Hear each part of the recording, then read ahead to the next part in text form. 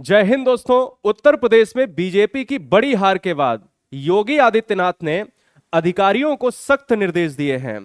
और आपको बता दें कि अगर आपने नहीं देखा है, इस मीटिंग में क्या हुआ है कि रोजगार संबंधी यानी हर विभाग में जो भर्तियां रुकी थीं, जो ये लोग टाल रहे थे और जिसका परिणाम जो है उत्तर प्रदेश में इन लोगों को भुगतना पड़ा। और ये तो होना ही था।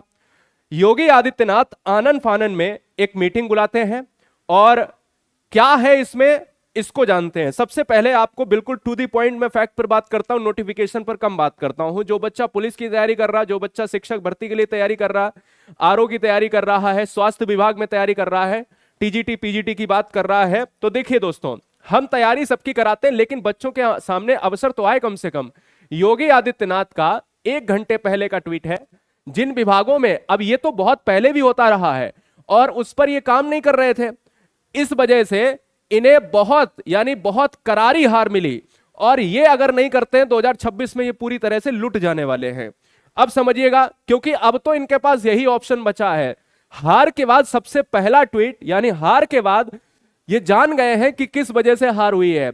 बच्चों के साथ बच्चों के परिवार, माता पिता सब चले गए दूसरी पार्टी, यानी दूसरे को सपोर्ट कर, विपक्ष को सपोर्ट कर दिया। रीजन दैट दोस्तों, देखिए इन सबको, यानी योगी आदित्यनाथ को सब पसंद करते थे।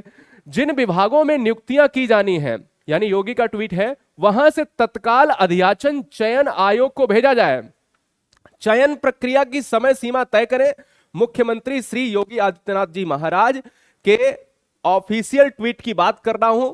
Yogi Adityanath office Twitter handle से यह ट्वीट आता है और यहां पर देखिएगा, हर विभाग की बात। सबसे पहली बात देखिए, जो बच्चा यहां पर चैनल पर पहली बार है सब्सक्राइब कर ले, क्योंकि चीजें टू दी फैक्ट होती हैं, कोई इधर उधर की बात नहीं।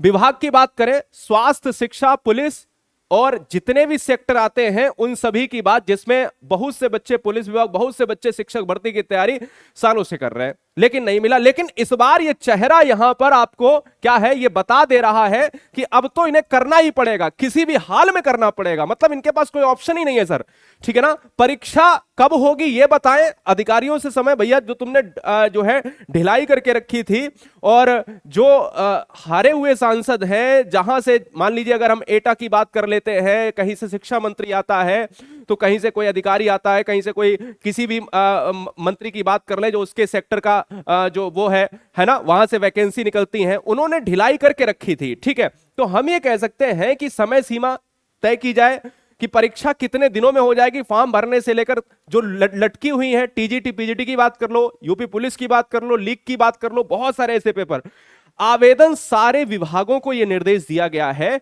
कि भैया भर्ती अगर निकाल रहे हो और नहीं निकाल रहे हो तो निकालो, नहीं तो नैया जाएगी डूब, और अगर नैया जाएगी डूब तो फिर दोबारा आ नहीं पाएंगे।